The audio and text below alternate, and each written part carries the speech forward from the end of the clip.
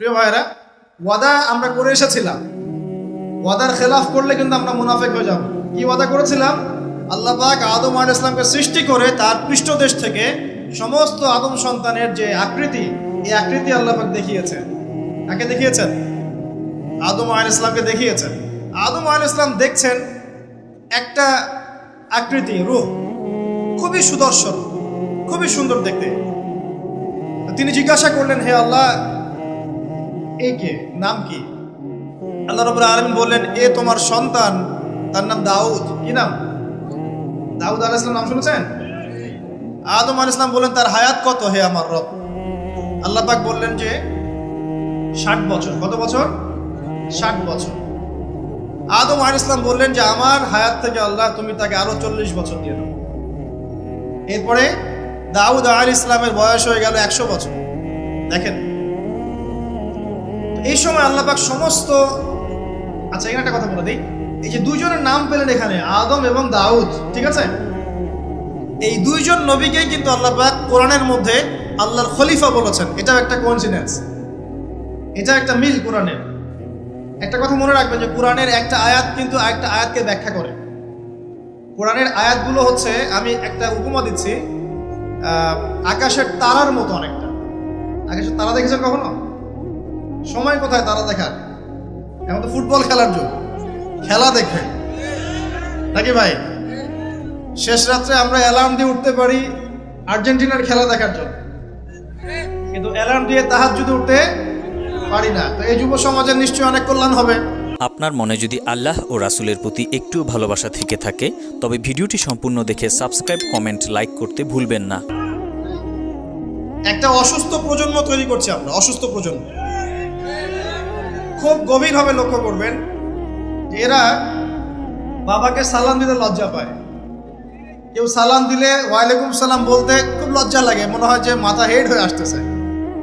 বাইকের পিছনে মেয়ে নিয়ে ঘুরতে লজ্জা করেন।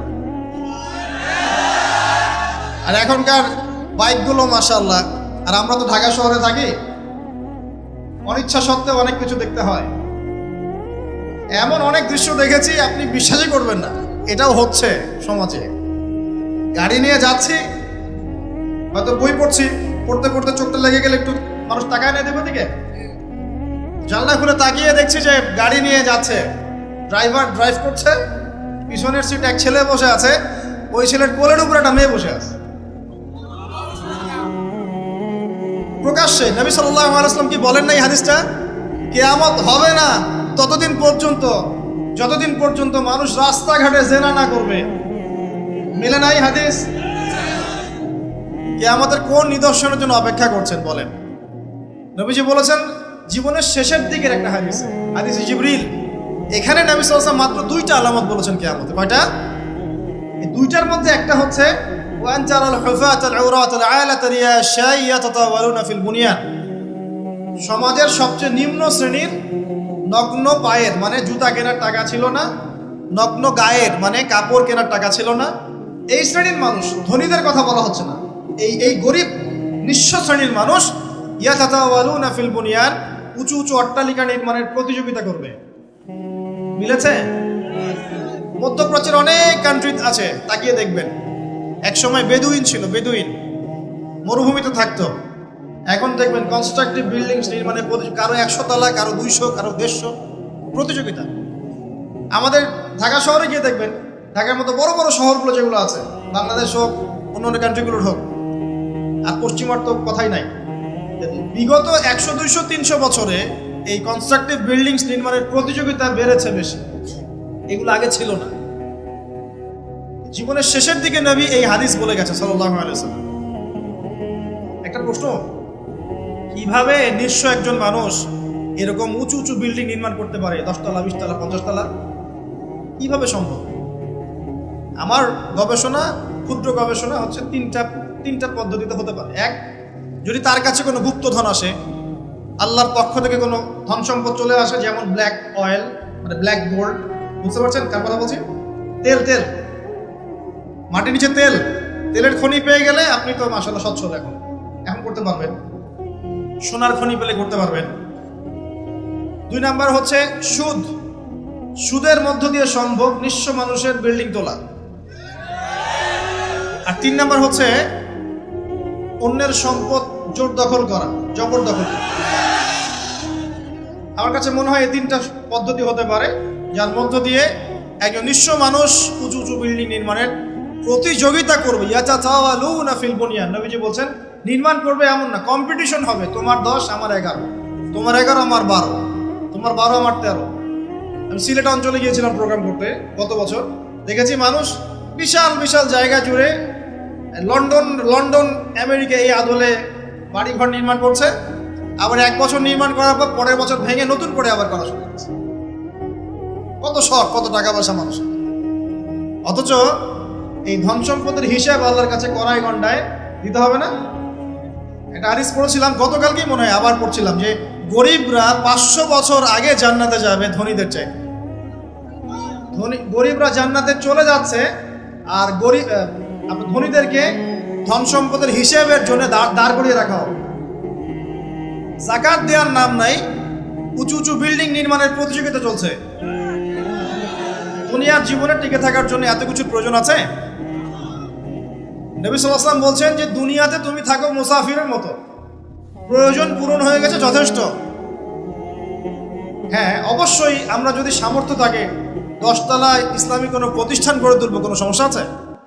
দিনের বড় মার্কাজ গড়ে তুলবো, ইনশাআল্লাহ কোনো সমস্যা? নিজে বাঁচার জন্য, ভোগ বিলাসের জন্য দুনিয়া থেকে মত্ত হয়ে থাকা যাবে? দুনিয়ার নেশা যাকে পেয়ে গেছে, আলী রাদিয়াল্লাহু আনহু বলেছেন দুনিয়ার নেশা যাকে পেয়ে গেছে তার নেক আমল কমে গেছে। তিনি বলছেন দুনিয়া সাপের মতো, টাচ করতে মনে হবে খুব সফট, নরম। সাপ কিন্তু খুব নরম, সফট, কিন্তু এর মোহে মানুষ ঢুকে গেলে এর বিষাক্ত ছোবলে মানুষ গ্রাস হয়ে যাবে, টিকতে পারবে। পরে আমি এদিকে আসছি ইনশাআল্লাহ। নবী সাল্লাল্লাহু আলাইহি ওয়াসাল্লাম একটা হাদিসে বলেছেন এই মহাসাগরে আপনি যদি আঙ্গুল ঢুকিয়ে দেন, যতটুকু পানি হাতে লেগে থাকবে এর নাম দুনিয়া, বাকি সমস্ত পানি হচ্ছে আখিরাত। এটাই হয়তো ওই আয়াতের ব্যাখ্যা হতে পারে, বাল তুসিরুনাল হায়াতাদ দুনিয়া ওয়াল আখিরাতু খায়রুন ওয়া আবকা। তোমরা দুনিয়ার জীবনকে প্রাধান্য দিচ্ছ, কিন্তু আখিরাত চিরস্থায়ী এবং উত্তম। একটা হাদিসে পড়েছিলাম নবী সাল্লাল্লাহু আলাইহি ওয়াসাল্লাম যাচ্ছেন সাহাবীদেরকে নিয়ে, রাস্তায় একটা মৃত ছাগলের বাচ্চা বা ওই বকরির বাচ্চা ছিল, মৃত। নবীজি বলছেন এই মৃত ছাগলের বাচ্চাটা তোমরা কি 1 দিরহামের বিনিময়ে কিনতে চাও? সাহাবীরা বলছেন বিনামূল্যে দিলেও তো কেউ নিবে না ইয়া রাসূলুল্লাহ সাল্লাল্লাহু আলাইহি ওয়াসাল্লাম।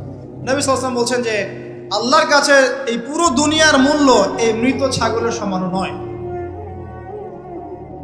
নবীজি একটা হাদিসে বলেছেন সাল্লাল্লাহু আলাইহি ওয়াসাল্লাম আল্লাহ পাকের কাছে যদি দুনিয়ার মূল্য একটা মাছির দানার পরিমাণ হতো, আল্লাহ পাক কোনো কাফের মুশরিককে 1 ঢোক পানি খেতে দিতেন না।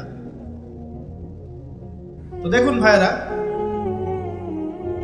এই আহদে আলাস্তুর কথা বলছিলাম, তখন আল্লাহ রাব্বুল আলামিন আদম সন্তানদেরকে জিজ্ঞাসা করেছিলেন যে আলাস্তু বিরাব্বিকুম, আমি কি তোমাদের রব নই?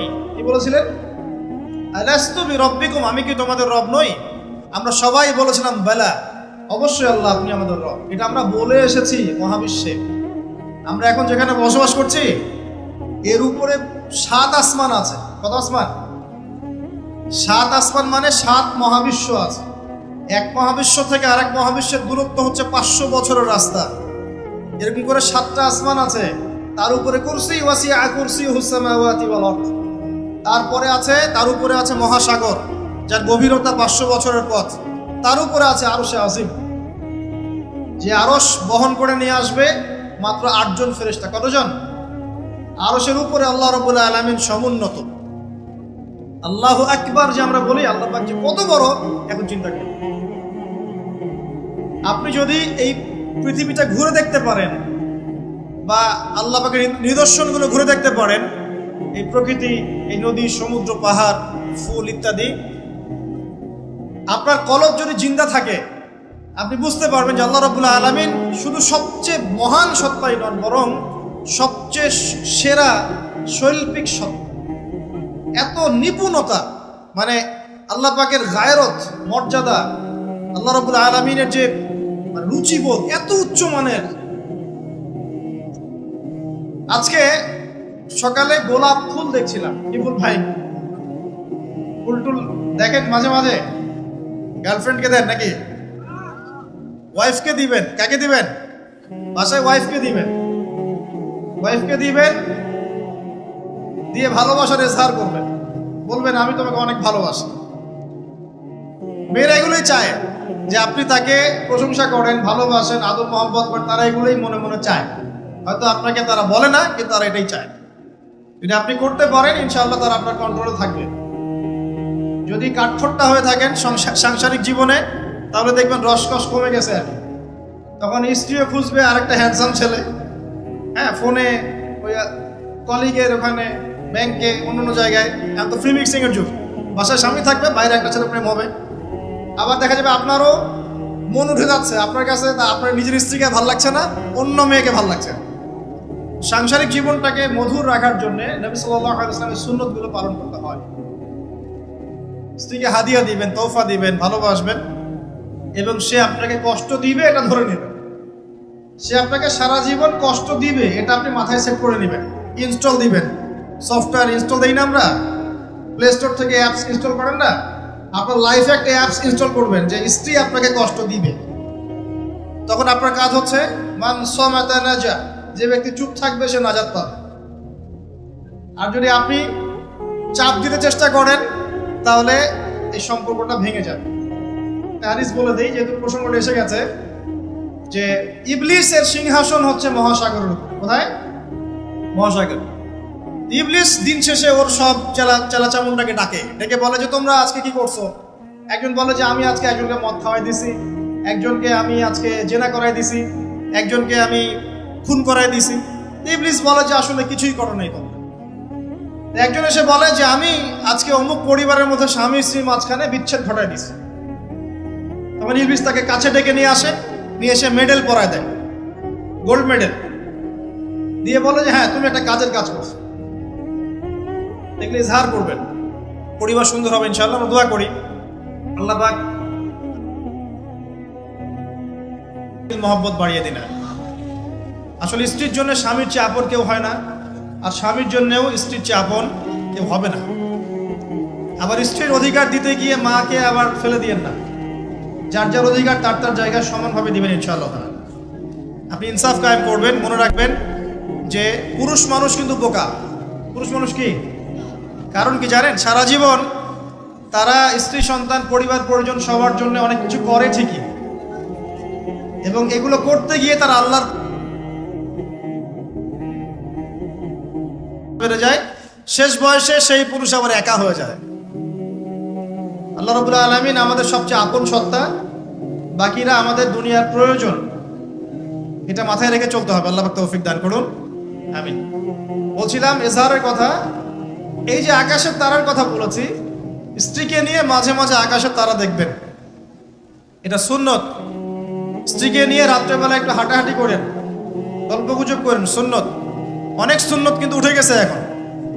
মাঝে মাঝে খেতে বসবেন, একটা প্লেটে খায়েন। বাসায় কি একটা প্লেট আছে? সব তো সেপারেট প্লেট। একটা প্লেট, বড় প্লেট, এরকম বড় প্লেট আছে বাসায়? প্লেট বুঝতে পারছেন কি না? থালা থালা। এক প্লেটে খাওয়ার অভ্যাস করেন। নবী সাল্লাল্লাহু আলাইহি ওয়াসাল্লামের একটা হাদিস এমনও আসছে, আয়েশা রাদিয়াল্লাহু আনহা সম্পৃক্ত, একসাথে গোসলও করেছেন তারা। চিন্তা করা যায় এখন? একসাথে গোসলও করেছেন। আয়েশা রাদিয়াল্লাহু আনহা বলতেন যে আমার হাতের সাথে নবী সাল্লাল্লাহু আলাইহি ওয়াসাল্লাম হাত টাচ লাগতেছিল পানি নেওয়ার সময়। আমরা কারাগারি করতেছি পানি নেওয়ার সময়, কে আগে পানি নিবে? ইসলাম এর মধ্যে সবকিছুর সমাধান নাই। যদি আমরা সত্যি জানতাম যে ইসলাম কি জিনিস, আমরা কোশ্চিন গেলেও পশ্চিমাদের কাছে হাত পাততাম না। ইসলাম এমন একটা religion, complete code of life, যেখানে প্রতিটা বিষয়ের হেদায়েত আছে। এমনকি পরিবারের এই ছোট ছোট বিষয়গুলো। স্ত্রীকে মাঝে মাঝে হাতে খাইয়ে দিবেন, সুন্নত, নেকি পাবেন।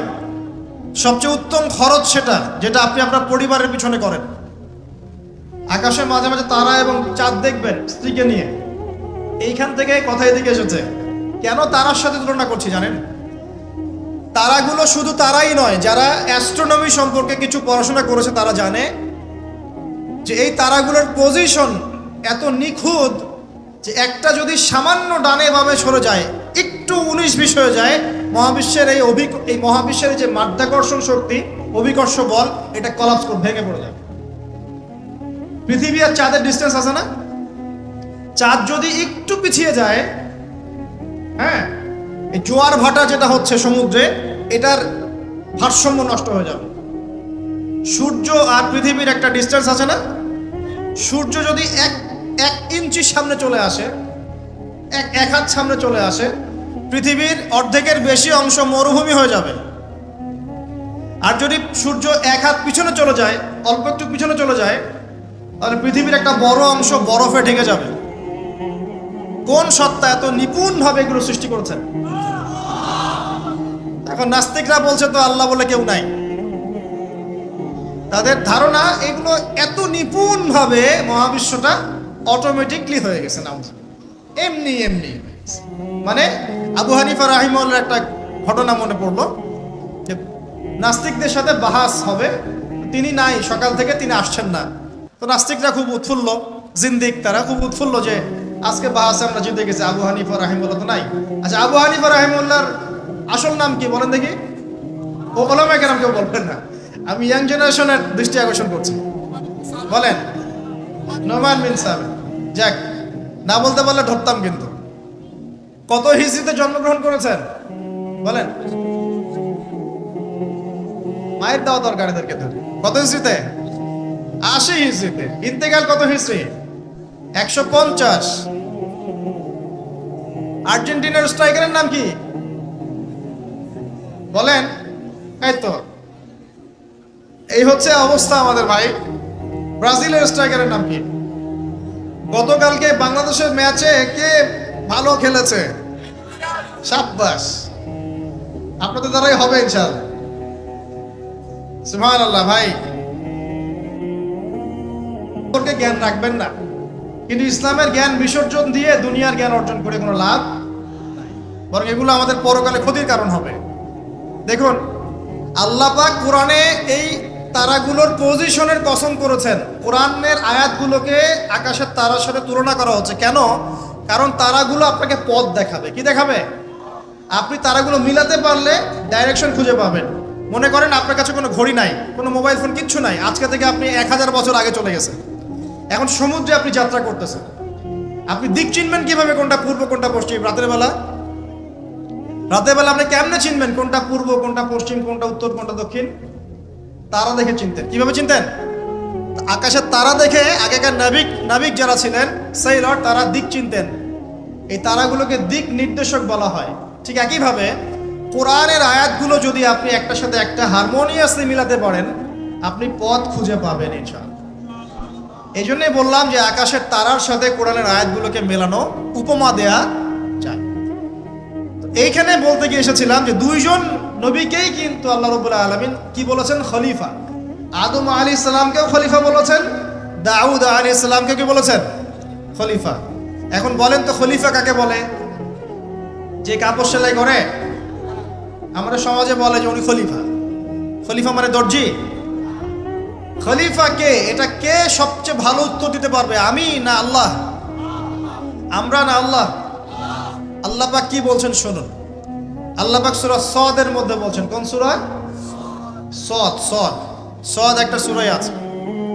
এই সূরার মধ্যে 24 থেকে 26 নম্বর আয়াত পড়ে দেখবেন। আল্লাহ পাক বলছেন, ইয়া দাউদ, হে দাউদ আলাইহিস সালাম, ইন্না জাআলনাকা খলিফাতান ফিল আরদ। হে দাউদ, আমি বা আমরা তোমাকে পৃথিবীতে খলিফা করেছি। কি করেছি? তোমার কাজ কি? তোমার কাজ হচ্ছে ফাহকুম বাইনান নাস বিল হক। তোমার কাজ হচ্ছে মানুষের মাঝে, এই যে জনসাধারণের মাঝে হকের মানদণ্ডে বিচার ফয়সালা করবে। সুবহানাল্লাহ। একজন খলিফার কাজ কি তাহলে? জনসাধারণের মাঝে হকের মানদণ্ডে, ন্যায়ের মানদণ্ডে বিচার ফয়সালা করলে সে আল্লাহর খলিফা হবে। যদি অন্যায়ের মানদণ্ডে বিচার ফয়সালা করে, সে শয়তানের খলিফা হবে। কথা কি বুঝতে পারছেন? এই খলিফা শব্দ আল্লাহ পাক প্রয়োগ করেছেন দাউদ আলাইহিস সালামের ক্ষেত্রেও এবং আদম আলাইহিস সালামের ক্ষেত্রেও। আদম আলাইহিস সালামকে আল্লাহ পাক কি বলছেন? ওয়া ইয ক্বালা রাব্বুকা লিল মালাইকা ইন্নী জাঈলুন ফিল আরদি, বলেন, খলিফা, তাহলে আদমকেও খলিফা বললেন না আলাইহিস সালাম। তো আদম আলাইহিস সালাম পৃথিবীতে এসে কি আল্লাহর বিধান ছাড়া অন্য কারো বিধান দিয়ে বিচার ফয়সালা করেছেন কিনা? আর দাউদ আলাইহিস সালাম যখন জেরুজালেমের বাদশা ছিলেন, সেখান থেকে তিনি কি আল্লাহর বিধান ছাড়া অন্য কোনো বিধান দিয়ে ফয়সালা করেছিলেন কিনা? উত্তর দেন। আল্লাহ পাক সূরা মাইদায় উল্টা কথা বলছেন। আল্লাহ পাক বলছেন ওয়ামান লাম ইয়াহকুম বিমা আনজালাল্লাহ ফাউলাইকা হুমুল কাফিরুন। এটা 44 নম্বর আয়াত। 45-এ বলছেন ফাউলাইকা হুমুল ফাসিকুন।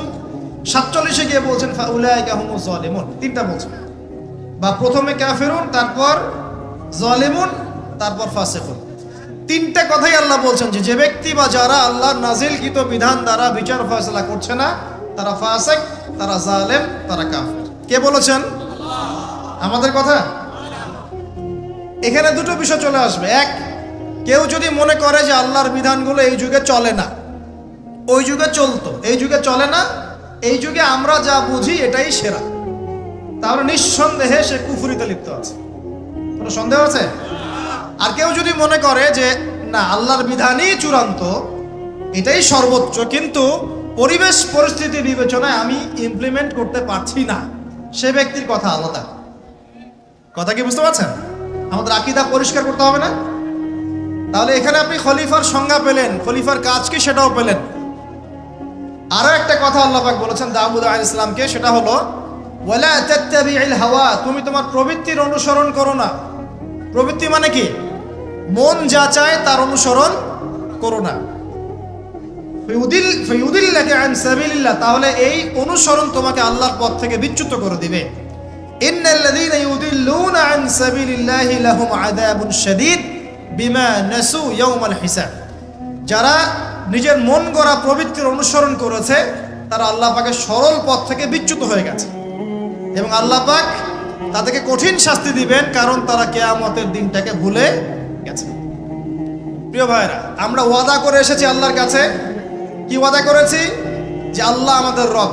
তাহলে দুনিয়াতে আসার পর কি আমরা আল্লাহর সাথে শিরিক করতে পারবো? আল্লাহর বিধান ছাড়া অন্য কারো বিধান মানতে পারবো?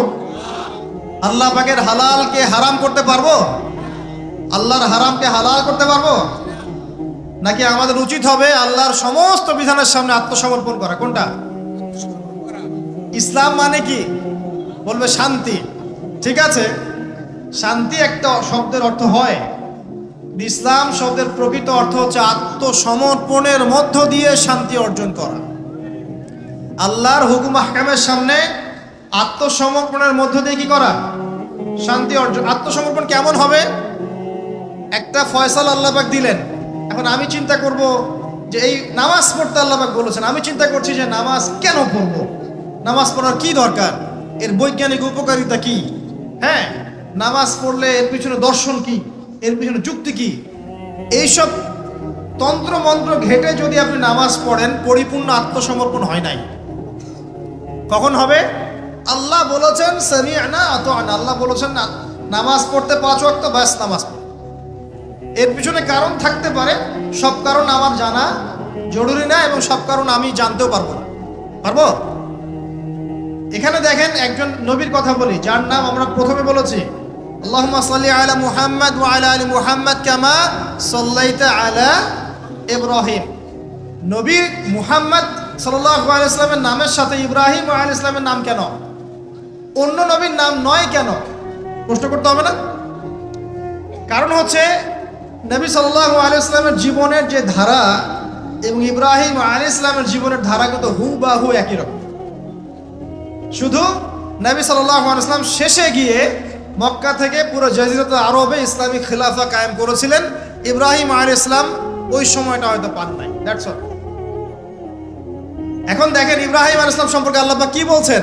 আল্লাহ পাক বলছেন ইয ক্বালা লাহু রাব্বুহু আসলিম ক্বালা আসলামতু লিরাব্বিল আলামিন। আল্লাহ পাক যখনই ইব্রাহিমকে বলেছেন আলাইহিস সালাম আত্মসমর্পণ করো, ইব্রাহিম আলাইহিস সালাম আত্মসমর্পণ করেছেন, বলেছেন আসলামতু লিরাব্বিল আলামিন, আমি জগৎসমূহের প্রতিপালকের সামনে আত্মসমর্পণ করলাম। একটা মিসাল দিচ্ছি, তার সন্তানকে জবাই করতে বলেছিলেন, মনে আছে? সন্তান বলেছিল যে ইয়া আবাতি ফাআল মা তুমার, হে আমার আব্বা আপনাকে যে আদেশ করা হয়েছে আপনি তাই করেন। সাতাজিদুনি ইনশাআল্লাহু মিনাস সাবিরিন, ইনশাআল্লাহ আপনি আমাকে ধৈর্যশীল পাবেন। ইব্রাহিম আলাইহিস সালাম জবাই করার আগে কি আল্লাহকে প্রশ্ন করেছিলেন যে এর পিছনে যুক্তি কি, এর পিছনে দর্শন কি, এর পিছনে বিজ্ঞান কি? নাকি আল্লাহ আদেশ করেছেন বাস করেছেন? কোনটা? আল্লাহ পাক আদেশ করেছেন, চোখ বন্ধ করে কাজ করতে গিয়েছেন। এবং এই নবীকে আল্লাহ পাক বলছেন হুয়া সাম্মাকুমুল মুসলিমিন, তিনি তোমাদের নাম দিয়েছেন মুসলিম। তাহলে প্রথম মুসলিম কে পাচ্ছি আমরা এখানে? প্রথম সারির মুসলিম কে পাচ্ছে? ইব্রাহিম আলাইহিস সালাম, যিনি আল্লাহর আদেশ আসলেই বাস্তবায়ন করতে চলে যান। এর নাম প্রকৃত মুসলিম, আত্মসমর্পণ করা। আমরা কি সবকিছুর সামনে আত্মসমর্পণ করতে পারছি? যদি পারতাম তাহলে ইবাদত বন্দেগীর জীবনে পাক্কা মুসল্লি হয়ে অর্থনৈতিক জীবনে পাক্কা সুদখোর কেন হচ্ছে? আমরা নামাজ পড়ি না? নামাজ 5 ওয়াক্ত করি মাশাআল্লাহ, কিন্তু ব্যবসা করতে গিয়ে মাপে কম কেন দেই? ব্যবসা করতে গিয়ে আমি মজুদদারি কেন করি? আমি অন্যকে কেন ঠকাই?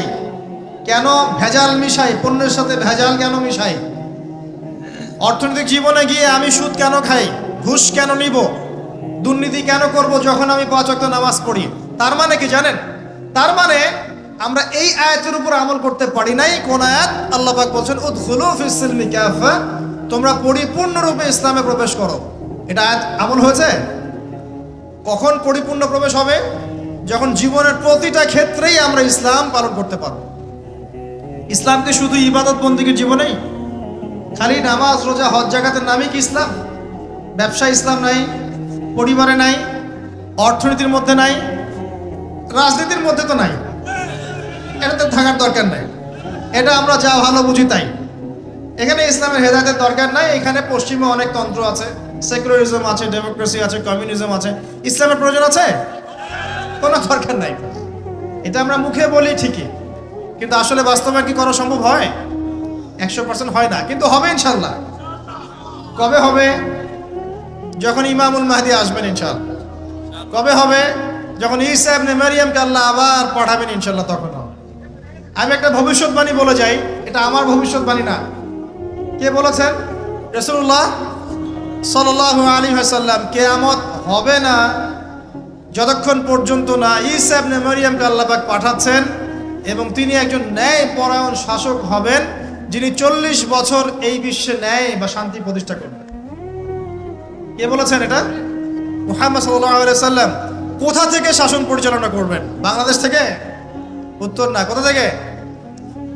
যেই জায়গাটার মানে আমাদের মালিকানার জায়গা, সেখান থেকে আমাদের মুসলিম ভাই বোনদেরকে আজকে নির্মম নির্যাতন করে বের করে দিয়েছে না, ওই জেরুজালেম থেকে ইনশাআল্লাহ তাআলা তিনি সারা বিশ্বে ইসলাম প্রতিষ্ঠা করবেন ইনশাআল্লাহ।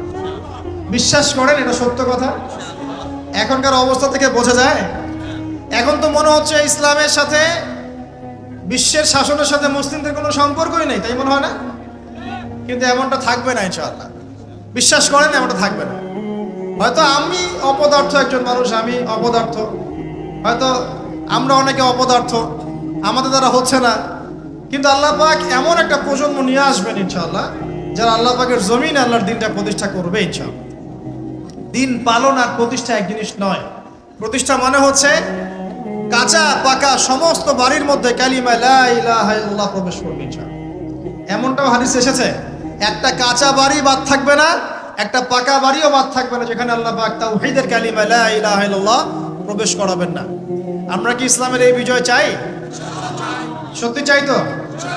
তাহলে আজকে অ্যালার্ম দিব আর রাত্রেবেলা খেলা দেখতে উঠে যাবো ইনশাআল্লাহ, নাকি ভাই? এই বিজয় চাইলে কি লাগবে আমাদের? আমরা পশ্চিমা সংস্কৃতি অনুসরণ করব, ওদের মতো করে তেলাপোকা ছাড় দিব নাকি? তেলাপোকা ছাড় বোঝেন নাকি? মাথায় মনে হয় কিছু কিছু ইঁদুর আর তেলাপোকা ছেড়ে দিয়েছে, চেটে চেটে চুলগুলো এগুলো থেকে নাই করে দিয়েছে, সামনে এখানে একটু চুল আছে মাথায়। তেলাপোকা ছাড় যুব সমাজ করছে না? কাপড় চোপড়, পোশাক পরিচ্ছদ, তামাদ্দুন, তাহজিব সবকিছু পশ্চিমাদের থেকে নেওয়া হচ্ছে না? সংস্কৃতি নেওয়া হচ্ছে না? আজে বাজে সুদ ঘুষের সংস্কৃতি চলছে না? অশ্লীলতা পর্নোগ্রাফি চলছে না? বেলাল্লাপনা বেহায়াপনা চলছে না, বেপরদামি চলছে না। এগুলো করতে থাকলে কি আমরা সেই বিজয়ী জাতি হতে পারবো কিনা? আমার খোলা একটা প্রশ্ন আপনার কাছে। আমি তো আপনাকে কিছু চাপাই দিতে পারবো না, পারবো? একজন দায়ী বা একজন আলেম বা যে মুআল্লিম, তার কাজ কতটুকু? এতটুকু, এই 2 লাইন, ফাযাক্কির, তুমি উপদেশ দিবে। ইন্নামা আনতা মুযাক্কির, তুমি উপদেশ দাতা। লাস্তা আলাইহিম বিমুসাইতির, তুমি মানুষের উপরে দারোগা নও। আমরা কি দারোগা? শুধু প্রচার করা। যে ব্যক্তি রিসিভ করবে, কবুল করে নেবে, আল্লাহ তাকে দুনিয়াতেও সম্মানিত করবে ইনশাআল্লাহ, পরকালেও করবে ইনশাআল্লাহ। যারা করবে না তাদের ফয়সালা আল্লাহর কাছে। লাকুম দীনুকুম ওয়ালিয়া দিন, যার যার দিন তার তার কাছে, যার যার কবর তার তার কাছে। That's all. প্রিয় ভাইরা, বিজয় চাইলে কিছু কাজ আছে, করবেন ইনশাআল্লাহ। আল্লাহ তৌফিক দান করুন। তওবা করেন। জীবনে যত পাপ করেছেন এই পাপগুলো কাছে খাতায় লিখবেন যে আমি এই পাপ জীবনে করেছি।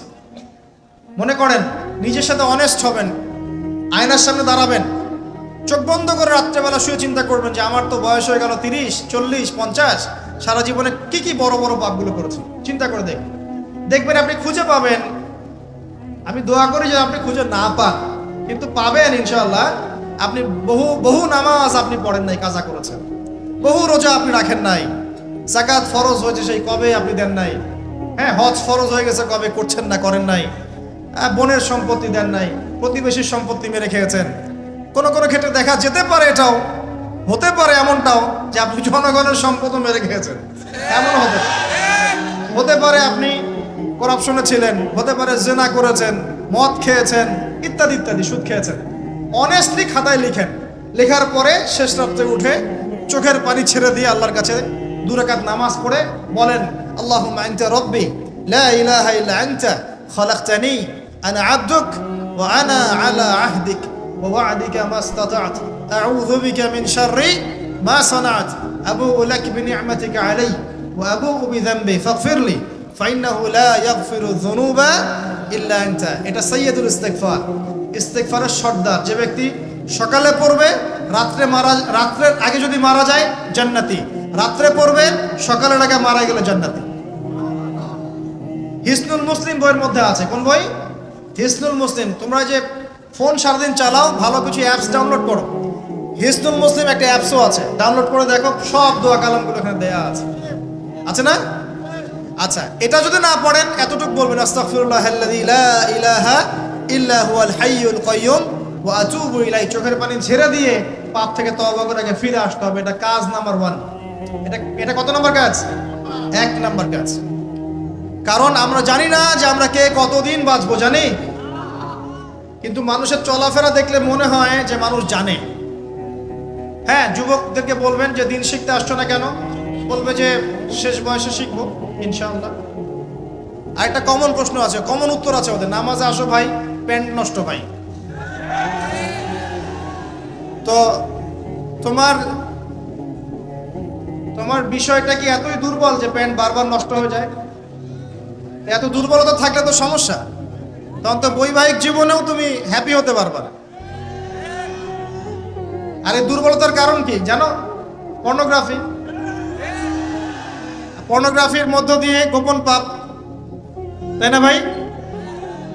এই যুগে এইসব পাপ থেকে বেঁচে থাকা খুবই ডিফিকাল্ট, খুবই ডিফিকাল্ট। কিন্তু বিশ্বাস করেন, এই কথাটা শোনেন, যদি কোনো ব্যক্তি, যুবক, স্পেশালি যুবক যার যৌবনের তাড়না আছে, এই যুবক যদি পবিত্র জীবন যাপন করতে পারে, আল্লাহ পাক ওই যুবককে দেখে অবাক হয়ে যান।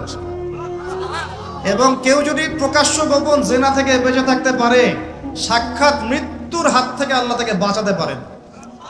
আমি দলিল ছাড়া কথা বলবো না, এখানে দলিল দিচ্ছে শোনেন। 3 জন ব্যক্তি বের হয়েছে, ঝড়, বিশাল ঝড়, গুহায় আশ্রয় নিয়েছে, ঝড়ে পাথর দিয়ে গুহার মুখ বন্ধ হয়ে গেল। এই তো এটা হাদিস, কিন্তু আলেম ওলামারা জানবেন, আপনাদেরকে বলছি না, হাদিসে আছে। কিন্তু এখন গুহার মুখ খোলার কোনো অপশন নাই। এখন 3 জন পরামর্শ করছে, আমাদের কিছু নেক আমল দিয়ে আল্লাহর কাছে দোয়া করি, চল।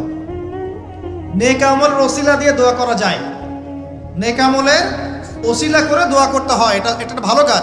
সদকা করেছেন, এই ওসিলায় দোয়া করেন যে আল্লাহ আমি সদকা করেছি, আল্লাহ এই ওসিলায় আমার রোগটা ভালো করে দাও, আমার মাকে শেফা দিয়ে দাও, ইত্যাদি ইত্যাদি।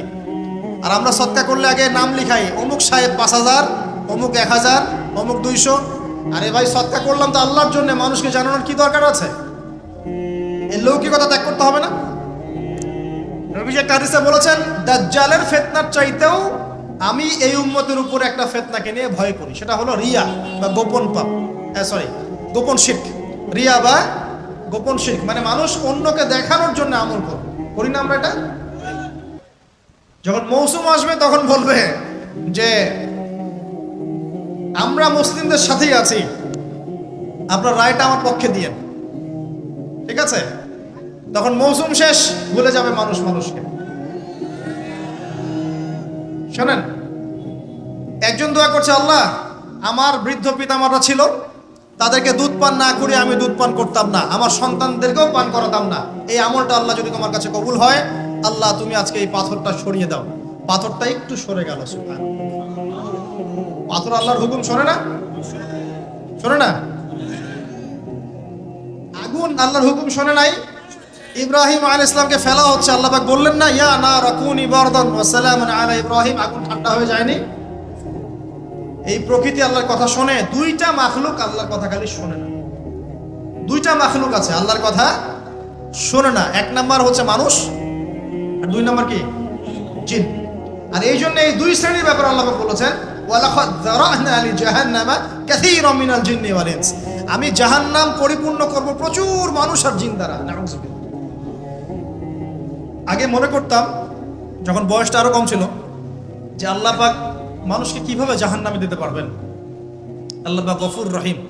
এখন বুঝতে পারছি, পরিবেশ দেখে, এই বৈশ্বিক প্রেক্ষাপট দেখে, গবেষণা করে, পড়াশোনা করে, যে জাহান্নামে যাওয়ার উপযুক্ত যদি কোনো প্রাণী থেকে থাকে, সেটা হচ্ছে মানুষ।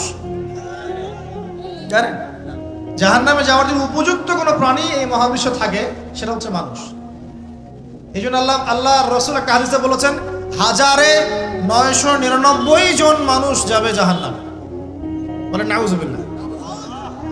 আবার এমনও হাদিস আছে যে বিনা হিসেবে 70,000 মানুষ যাবে জান্নাতে। কোনো হিসাব নাই, বিনা হিসাবে জান্নাতে। আবার একটা হাদিসে আসছে, প্রত্যেক হাজারের সাথে 70,000 করে। সাহাবীরা খুশি হয়ে গেলেন যখন তারা জানলেন বেশিরভাগ জান্নাতি হবে উম্মতে মুহাম্মাদের। সুবহানাল্লাহ। উম্মতে মুহাম্মাদের জান্নাতে যাওয়ার একটা হাদিস বলে দেব, একটা হাদিসে আপনি আমল করতে পারবেন?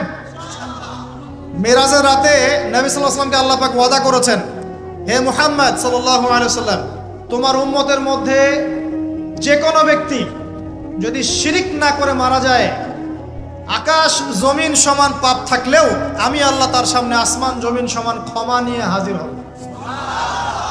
শিরিক না করে মারা গেলেই জান্নাতে যাবে ইনশাআল্লাহ।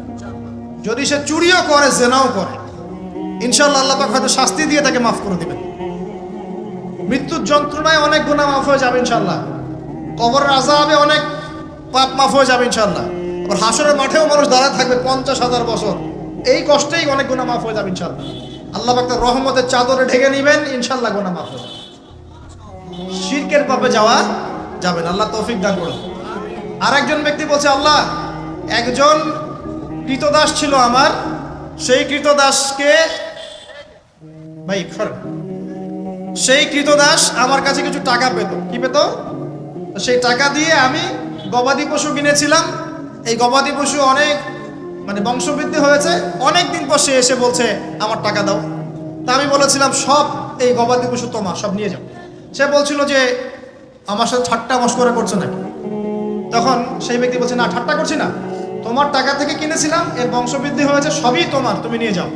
তিনি বলছেন, আল্লাহ এই দানটা যদি তোমার কাছে পছন্দ হয়ে থাকে, আল্লাহ আজকে এই মুখটা তুমি সরিয়ে দাও, পাথরটা সরিয়ে দাও। পাথর একটু সরে গেল। আরেকজন ব্যক্তি যার কথা আমি আপনাকে বলছি, এই যে গোপন পাপ, জেনা, free mixing, girlfriend boyfriend culture, এই সংস্কৃতির মধ্যে যারা আছেন তাদের জন্য এই লাইনটুকু। এই ব্যক্তি বলছেন, হে আল্লাহ আমার একজন চাচাতো বোন ছিল। কে ছিল? কাজিন, চাচাতো বোন। সে খুবই সুন্দরী ছিল, মাশাআল্লাহ। আল্লাহ পাক মেয়েদেরকে চমৎকার সৌন্দর্য দিয়ে সৃষ্টি করেছেন, করেন নাই? যুজ্জিনা লিন-নাস হুব্বুশ শাহাওয়াতি মিনান নিসা, মেয়েদের মধ্যে পুরুষদের সবচেয়ে বেশি খায়েশাত আছে, ফায়েশাত আছে, মানে খায়েশ, প্রবৃত্তির তাড়না আছে, সৌন্দর্য আছে। চাওয়া। তো চাচাতো বোনকে আমি খুব ভালোবাসতাম এবং আমি তাকে পেতে চাইতাম। একদিন সে আমাকে শর্ত দিল, 100 স্বর্ণ মুদ্রা দিলে আমি রাজি। বুঝতে পারছেন কথা কি? ব্যাখ্যা করতে হবে। 100 স্বর্ণ মুদ্রা দিলে আমি রাজি আছি। ওই যে বলে নিজের পায়ে দাঁড়াও, একটা চাকরি করো, তারপর আমি রাজি। বলেনি আপনাকে? একটু টাকা পয়সা আর্ন করো, তারপর আমি তোমারই। আর এই করতে করতে প্রত্যেক দিন আপনার কাছ থেকে মনে করেন প্রত্যেক ডেটে 1000-1200 1000 2000 খাইতেই আছে। আর আপনি তো সৎকায় জারিয়া করতেছেন নাকি? এটা সৎকায় জারিয়া না গোনায় জারিয়া?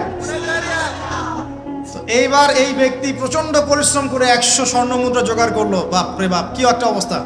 তারপরে সে 100 স্বর্ণ মুদ্রা এনে এই চাচাতো বোনকে দিয়েছে, দিয়ে বলছে এখন আমার সাথে তোমার যে চুক্তি সেটা পূরণ করতে হবে। সে সেক্সুয়াল যে রিলেশন সেটা করার প্রায় উপক্রম হয়েছে, সে তার কাছাকাছি সে বসে গেছে, একদম হাদিস আসছে সে বসে পড়েছে। ঠিক ওই সময় এই মেয়েটা বলছে, হে আল্লাহর বান্দা, আল্লাহকে ভয় করো, আমি এই সতীত্ব এখন পর্যন্ত নষ্ট করি নাই, আল্লাহকে ভয় করো, আমার সতীত্ব নষ্ট করো না। কে বলছে এটা? এই চাচাতো মেয়ে, চাচাতো বোন। এই ব্যক্তি বলছে, আল্লাহ, আমি শুধুমাত্র তোমার ভয়ে সেই দিন সেখান থেকে তাৎক্ষণিক উঠে গেছি, 100 স্বর্ণ মুদ্রাও আর ফেরত নেই নাই।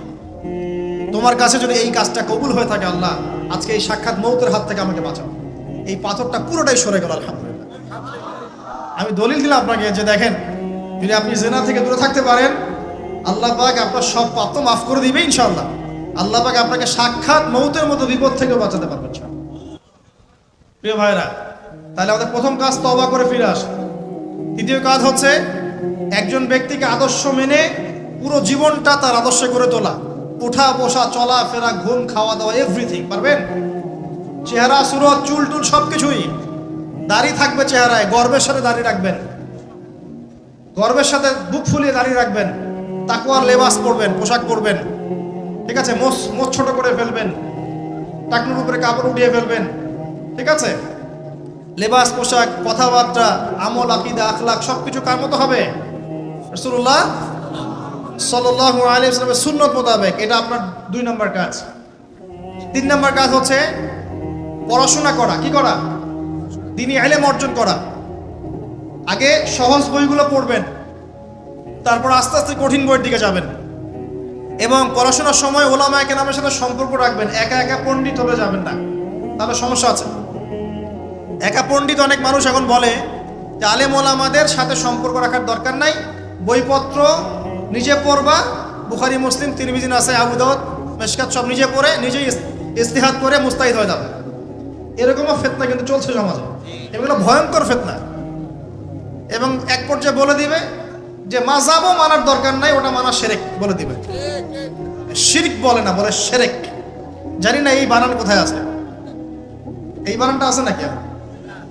এবং এই কমিউনিটির মধ্যে আমি এমনও মানুষকে দেখেছি, সামনে শায়েক টাইটেল আছে, শায়েক বলেছে, দাঁড়ান, একটা কোরআনের আয়াত তেলাওয়াত করতে 20টা ভুল করে ফেলছে।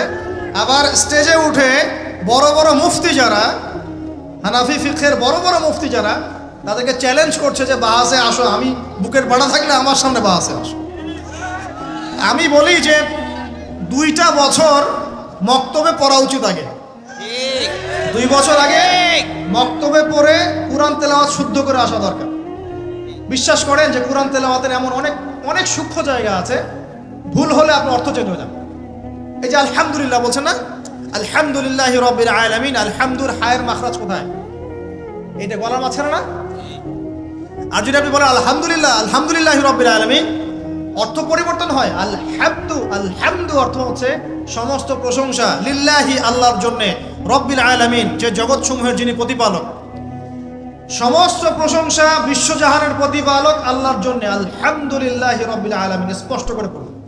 আর আপনি পড়ছেন আলহামদুলিল্লাহি রাব্বিল আলামিন, সমস্ত নিন্দা বিশ্বজাহানের প্রতিপালক আল্লাহর জন্য।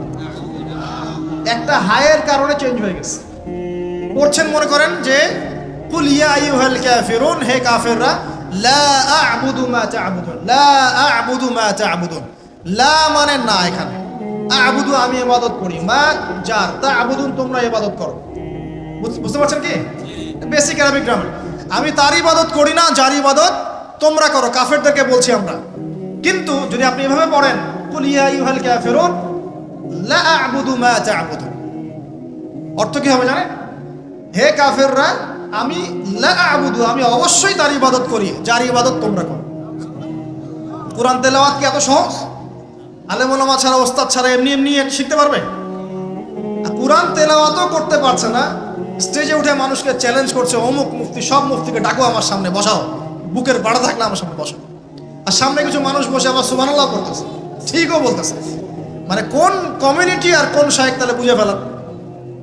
আবার এমনও আছে শায়েখ মাশাআল্লাহ, খালি মুখ দিয়ে যদি বলেন যে আমরা আল্লাহর জমিনে আল্লাহর দ্বীনের প্রচার প্রসার প্রতিষ্ঠা চাই, ইসলাম প্রতিষ্ঠা লাভ করেছে দাওয়াতের মধ্য দিয়ে এবং জিহাদ ফিসাবিল্লাহর মধ্য দিয়ে, এই জিহাদ শব্দ উচ্চারণ করলেই আপনাকে খারিজি ট্যাগ লাগাই দিয়ে দিবে। জিহাদ মানে যে নিরপরাধ মানুষকে হত্যা করা নয়, এই ব্যাখ্যা আমরা জানি না, এই ব্যাখ্যা মুসলিমরা বোঝে না। কোরআন এবং হাদিসে কোনো জায়গায় আছে নিরপরাধ মানুষকে হত্যা করতে হবে? কিন্তু যখন সারা বিশ্বের পশ্চিমারা মুসলিম কান্ট্রিদের উপর আগ্রাসন চালাবে, মুসলিমরা কি কলা চুষবে বসে বসে? আঙুল চুষবে? তখন তারা যদি প্রতিবাদ করে, ওরা খারাজি হয়ে যাবে। নেক্সট শুরুতে ধোকা থেকে বেঁচে থাকবে যে মুসলিম সমাজের ভিতরে ঢুকেই মুসলিম সমাজের ক্ষতি করার চেষ্টা করতেছে। খুব সাবধান থাকবেন। এই জন্য প্রিয় ভাইরা, হকপন্থী উলামায়ে কেরামদের সংস্পর্শে থাকবেন, দেখবেন ইনশাআল্লাহ আপনাকে তারা বিভ্রান্ত করতে পারবেন ইনশাআল্লাহ। আমি কারো নাম মেনশন করছি না, কারণ সঙ্গত কারণ আছে, বুঝতে পারছেন? এটা কয় নাম্বার? 3 নাম্বার। এক কি বলেছে? তওবা করে ফিরে আসতে হবে দিনের বিজয় চাইলে। 2 নাম্বার কি? আমল বাড়াবেন, নবী সাল্লাল্লাহু আলাইহি ওয়াসাল্লামের সুন্নাত ফলো করবেন। 3 নাম্বার পড়াশোনা করবেন, আলেম ওলামার সাথে সম্পর্ক রাখবেন। আর 2-3টা বলছি জাস্ট। 4 নাম্বার হচ্ছে পরিবারের আদর্শ হবে জান্নাতি পরিবার। সারা দুনিয়া গারদ হয়ে যায়, যাক আপনার পরিবারটা ঠিক থাকতে হবে। পারবেন? পরিবারের কর্তা হবে ইব্রাহিমের মতো আলাইহিস সালাম, পরিবারের ছেলেগুলো হবে সব ইসমাইলের মতো আলাইহিস সালাম, পরিবারের মায়েরা এবং বোনেরা হতে হবে হাজারা এবং সারা আলাইহিস সালামের মতো। পারবেন ইনশাআল্লাহ? আল্লাহ কবুল করুন। আমাদের বাচ্চা কাচ্চাদেরকে মানুষ করে যাবেন, ছোটবেলা থেকে ওদের মধ্যে ইসলামের বীজ ঢুকিয়ে দিবেন। আমি বলছি না তারা ডক্টর হবে না, ইঞ্জিনিয়ার হবে না, এগুলো আমি বলছি না। অ্যাটলিস্ট আমি এগুলো বলবো না। তারা অবশ্যই বড় বড় পোস্টে যাবে, পলিটিশিয়ান হবে, ইকোনমিস্ট হবে, ডক্টর ইঞ্জিনিয়ার সব হবে, কিন্তু ভিত্তিটা দিতে হবে কিসের? কোরআন সুন্নাহর। দেখবেন ইনশাআল্লাহ তারা বড় হয়ে ওদের দ্বারা দেশ এবং জাতির খেদমত হবে ইনশাআল্লাহ। আর 2টো বলে শেষ করে দেই। এক হচ্ছে রিজিক হালাল হতে হবে। কি হতে হবে? হারাম রিজিকে যাবেন না, ভুল করে ওয়াদা করেন। কোনোদিনও হারাম রিজিকে যাবেন না, আল্লাহ পাক তৌফিক দান করুন। আর সবশেষ কথা হচ্ছে সৎ কাজের আদেশ এবং অসৎ কাজের নিষেধ সবাইকে করতে হবে, শুধুমাত্র আলেম ওলামার একার দায়িত্ব না, এটা সবাইকে দায়িত্ব পালন করতে হবে ইনশাআল্লাহ। যার যার ক্ষেত্র থেকে করবেন। বাল্লিগু আন্নি ওয়ালাউ আয়া, একটা আয়াত জানলেও প্রচার করবেন ইনশাআল্লাহ। আল্লাহ পাকের দ্বীনটা প্রচার হবে ইনশাআল্লাহ, প্রতিষ্ঠা লাভ করব। তখন আমরা মুসলিম হব, মুমিন হব, মুনাফিক হব না। যে ব্যক্তি কথা বললেই মিথ্যা বলে, ওয়াদা করলে কি করে? খেলাফ করে, আর আমানত রাখা হলে কি করে? খেয়ানত করে, এবং যখন উত্তেজিত হয়ে যায় তখন উচ্চ স্বরে গালিগালাজ করে। আল্লাহ পাক আমাদের সবাইকে মুনাফিকের এই 4 খাসলত থেকে বাঁচিয়ে রাখুন। আল্লাহ পাকের জমিনে তার দ্বীনের প্রচার প্রসার করার তৌফিক দান করুন। আমাদের পরিবারের মূল্যবোধ ঠিক করে দিন। আমাদের সবাইকে হকপন্থী আলেম ওলামার সাথে সম্পর্ক রাখার তৌফিক দান করুন, এবং জ্ঞান অর্জন করে তওবা করে ফিরে আসার তৌফিক দান করুন। আজীবন ইসলাম শক্ত করে আঁকড়ে ধরার তৌফিক দান করুন, আমিন। আজকের মতো এখানে শেষ করছি প্রিয় ভাইরা। সুবহানাকাল্লাহুম্মা ওয়া বিহামদিকা আশহাদু আল্লা ইলাহা ইল্লা আনতা আস্তাগফিরুকা ওয়া আতুবু